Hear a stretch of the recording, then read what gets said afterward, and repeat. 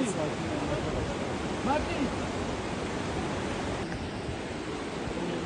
Kaç metre?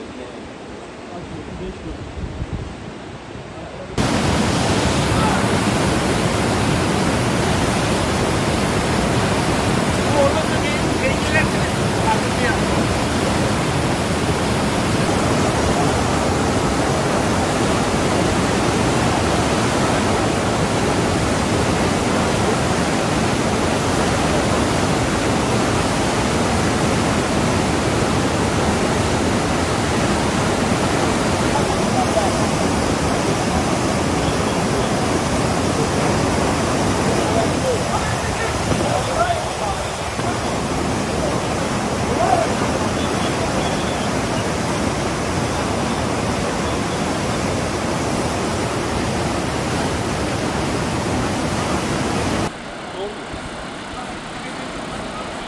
Abi!